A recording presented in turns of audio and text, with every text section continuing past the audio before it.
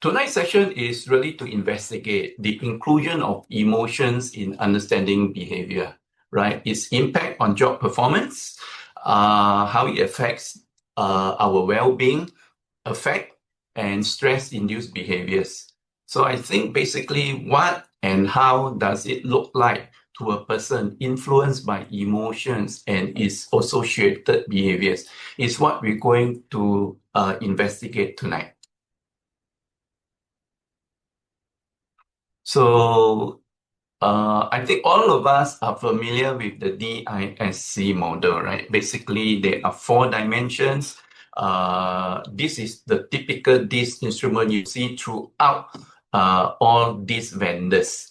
The only thing we have added is this dimension called emotional response, because when integrated, it helps us understand and interpret the undercurrents of our outward behaviors. So at the heart of this Asia Plus model is the emotional response. And I think this is really the crux of the emotions that affects our behavior, because behavior by itself, you can feel it, but the undercurrents of why we do the things that we do is really not truly visible unless you have another questionnaire or instruments to measure the undercurrents. So again, basically the DISC, the 4-factor model, have all this. Basically, we split them into task-oriented kind and people-oriented kind. But when we include emotional response, which we did in this Asia Plus, we include the emotional stability factor, which is really important, because emotional response is primarily related with emotional stability. So on a range of 1 to 10, 1 being no need for emotional stability, to 10 being absolutely in need of emotional stability. And this is an added dimension. A playwright artist, her name is Subaya Tahir. She says that your emotions make you human. Even the unpleasant ones have a purpose. Don't lock them away, because if you ignore them, they just get louder and angrier, right? And for a large part of our lives, we have downplayed much of emotions, okay, in our quest to be number one. And I'm actually saying that in our society. So we focus on academic excellence and relegated emotions as an afterthought. So much so that we lack sensitivity to the ground. We don't actually know how people are feeling. That is one of the crucial missing factor where emotions comes to play. So we have actually focused a lot more on the traditional thinking model, right? This is where we show how we think. And basically, there is a flow diagram. The information that comes to us, all right, then we process them, we analyze, we evaluate, and then we make decisions logically based on so-called sound reasoning. And the key message is this: if people think clearly, they will act correctly. And that is the traditional thinking model. So very cognitive, right? Very loaded on the brain. The rational human assumptions makes the following assumption. Basically, we are a rational being. We are a thinking being. So therefore, when we think, it is the pathway to make better decisions. And our thinking are objective. We look at the objective facts. Subjectivity or feelings is not so important. So that is a second assumption. The third assumption is that we are consistent in what we think. So day to day, we think carefully. We almost always have the same thinking pattern. And the last assumption is that we are in control of the things that we do. So the main message of this whole thinking, cognitive thinking, is that better thinking leads to better decisions. And that is the key of this whole cognitive psychology.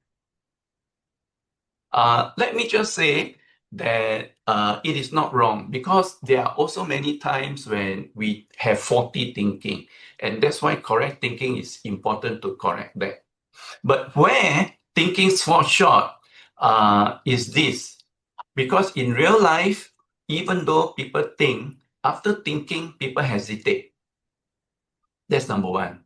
And number two, people delay decisions. When decisions need to be made, not necessarily they will make it promptly. And then thirdly, people avoid action. Okay? And in a way, there is this inconsistency of behaviors. So two examples I say here. I know what to do, but I don't do what I think is the correct pathway. Okay? Or we kept analyzing, but never move. Okay, never make a decision. So the main message here is that thinking itself falls short is because knowing is not the same thing as doing. So what then is the missing layer? The missing layer is emotions, okay? Where people think, when they think, it is coupled with experience, with their emotions. Because when someone makes a particular statement, people can feel nervous about what is being said. They can feel uncertainty or ambiguity, and people can feel fear with what goes through in their mind. Then the next thing is that emotions are affected, because when our emotions are affected, then our decisions will also be affected. Our confidence may be shaken, and then either we decide to take action or we avoid action totally. So basically, the main thing is that people don't just think, they experience at the same time while they are thinking. So this is the crux of the emotions that affects all of us. So if you were to look at what is the definition of personality, basically these three words is very important: thinking, feeling, and behaving.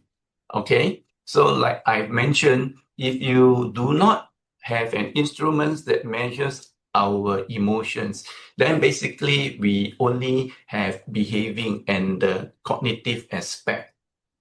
But if you add in feelings, okay, then you will actually know the reason why behind somebody is doing something. So without emotions, we merely describe behavior. But when we add emotions inside, it drives the behavior, so that from logic, we understand why, plus the actions, we do what we do. Okay. So then what is emotional response? Emotional response refers to the tendency to react more strongly to threats, uncertainty, criticism, and setbacks. That is what emotional response is all about. Now, I just want to engage you a little bit further, okay, in this particular slide. Are you able to see this slide? There is a three box. Yes. Not at all. I can't see the three box. Oh, now. Now, yes. Yes. Okay. Now this is a cognitive filter simulator, right? There are actually three scenarios. From emotional response goes from 1 to 10. 1 is very low emotional response. 10 is at the extreme end. So let's take one particular example for it as a case to help us understand. So the boss, your manager, says to you, let's talk about your project later. So if your score is 1, you will say that, okay, manager needs a status update on what is going on the progress of this project. So your behavioral output will be, okay, I just prepare the project notes and then wait until the meeting starts. Now, this is generally what a cognitive person would think if emotions does not come into play. But when emotions comes into play, if I slide the slider, anything above 4, you will see that this changes to from a green to an amber color. The same question, let's talk about your project later. Now, the cognitive appraisal now will be different. So this person with a moderate emotional scores will be saying that there might be an issue with my work. That is why my manager wants to talk to me about my project. So what is the behavioral output? Then he may review his work recently, right? And then anxiously waiting before the meeting because he may be having this cognitive appraisal. Now that is generally from a moderate emotional response. Now, if I slide the slider towards anything above 7, okay, 7.1, or 8, you see that this changes color to red. The same issue. Let's talk about your project later. Now the cognitive appraisal is different. The person will be thinking with this that I am now in trouble. The project is a failure. So what is the behavioral output? He engages in defensive thinking and has high stress response. So while waiting for the behavior to come, okay? So this is one scenario. I give you another scenario. Unexpected obstacle. So the central database crashed 2 hours before deadline. So your data crash, maybe the server data crash. So let me reset it. That if your response is 1, then the technical issue, you would think that this is a technical issue, so out of my control. So nothing much can be done. I notify the IT and then I pivot to other offline tasks. That's what the behavioral output will be. Now, if I slide the slider to 4, the color changes. The appraisal will be, this threatens my deadline. So what this person is doing is that it's persistently refreshing the system and then creates more frustration. Now, if I move the slider to 8, changes again. The appraisal now is that this is a disaster. I will look incompetent. And this person tend to think of the worst. It catastrophizes the outcome and the inability to focus. Simply because the emotions comes into play. Let's maybe work on another example. Here's success. So let me reset this. And the input is this. A colleague was given the lead on a project that you actually wanted to be the lead. So if your response is 1, you will probably be thinking that, okay, that person is a better fit for that specific role, then let me congratulate this person. And then I focus on my current work and life goes on. But if your emotional response is heightened between 4 to 7, then you will say that, okay, I need to improve my visibility because I don't think I was that vocal enough. That's why I didn't get that role. And your behavioral output may be you try to seek feedback on why you were not chosen. Now, if I slide this to more than 7, your cognitive appraisal will be different. You will be saying that, okay, management undervalues me because my career has stopped. So the behavioral output may include withdrawal, okay, disengagement, and then harbor resentment on the organization. So I've given you 3 particular examples by which different people with different emotional response will be able to perceive situations and events. This is the emotional response, right? So I want to discuss what is the effects of emotional response in 4 major areas. In 4 major areas, right? Number 1, job performance. Number 2, our well-being. Number 3, affect and stress-induced behaviors. Emotional response does affect job performance, but job performance only dips slightly because there are other factors that help raise job performance. One of them will be skill. So if you have good skill, even though you tend to be anxious, you are still able to cope. And then the structure of the organization, the habits that you have been working, and the support, the kind of social support you get from your colleagues will all help you. So while performance dip a little, it is not that major. Okay, you can still perform. What is worrying is when you are being put under constant pressure, and when your place of work makes you always feel that you're under pressure. If that is the case, then your emotional response will actually affect your performance more than just a slight dip. Okay, so that is one part of job performance. Another part of job performance is leadership. So imagine a good leader is one who is able to inspire confidence, who himself is able to project the kind of confidence. But if your emotional response and your emotions are high, you may even second guess your own decisions that you made, right? You may even spread tension among your direct reports, your staff, and you struggle with criticism, or you may overreact to setbacks, especially if your role is more visible and high pressure. Okay. Then what about well-being? Well-being is that if you are high in apprehension, uncertain situations feel more dangerous. And in fact, one of the assumptions of a high emotional response is that the world is a dangerous place to live in. Okay.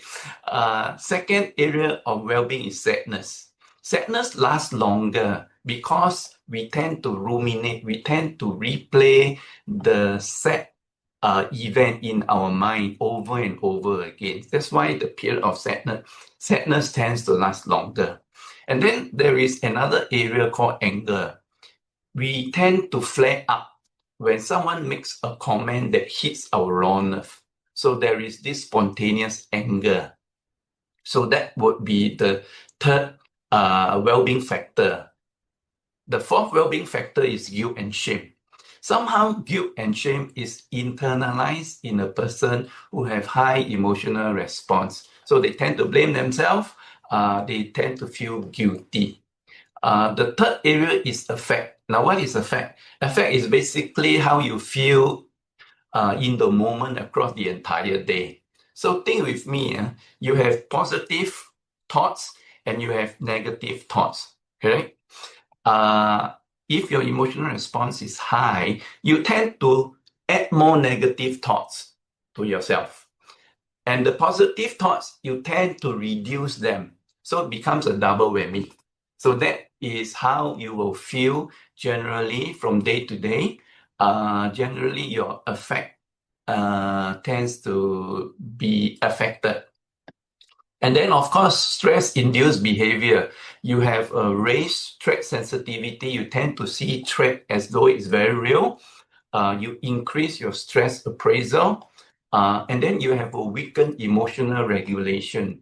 And lastly, you have a heightened sense of worry and rumination. That means you tend to replay the negative thoughts over and over again. So that is the effects of emotional response that you have. How do we view emotional response. View emotional response as a radar.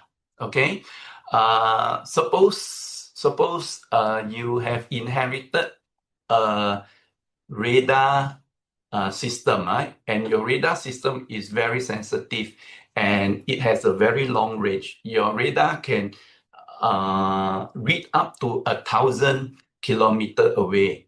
And the sensitivity of your radar is that even the size of a palm of the hand, the drone size, you are able to detect. Imagine within a radius of 1,000 kilometers, you are able to detect all the flags that comes along your path. Imagine how exhausted you will be because of all this radar system that you have inherited. And every now and then it shows up, it blinks up. Okay. But if your emotional response is low, then you inherited a radar system that is not very sensitive. The drone got to be the size of a car before you can pick up. Plus, the range is only 100 kilometers. So you have the risk. The risk is that you are not able to pick up danger.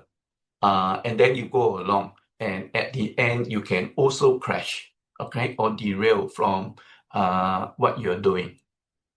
So this would be a good understanding of your emotional response.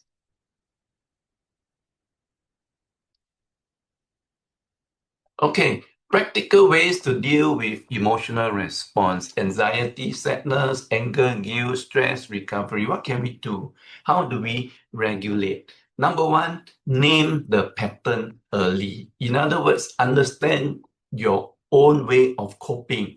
So when you are ruminating, ask yourself, am I solving this problem by thinking about this event over and over again, or am I just replaying it? Okay, so when you name the pattern early, cognitively, it helps you to refocus, to tell yourself that I shouldn't be continuing to replay. What can I think about? So pivot your thinking somewhere else. Another way is use short recovery habits. So sometimes if you have an outburst of anger, you feel like you want to burst up, right? Do breathing control. Take a deep breath and then breathe out slowly. If not, you can excuse yourself by going to the washroom, take a short walk if you are able to, but if you're not, then control your breathing. Emotional response, those who have high response, right? Emotional response, you need to protect your sleep because sleep is very important. Can you imagine like the radar that is so sensitive and that can detect flying objects 1,000 kilometers away? You will be exhausted at the end of the day. So protect your sleep, guard that is very important. And then lastly, about stress and recovery, shrink ambiguity. Have clear goals, clear roles, clear feedback, because this will be some areas where you can cope with your emotional response.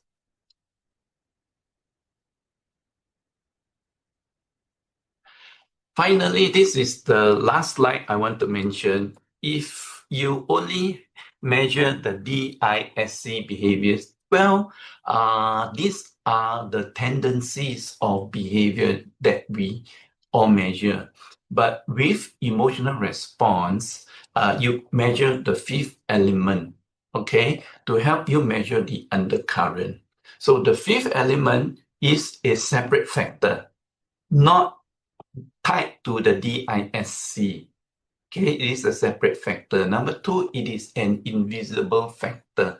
You don't see the behaviors. Why? Because the behaviors are affected or are being exhibited through the DISC dimensions.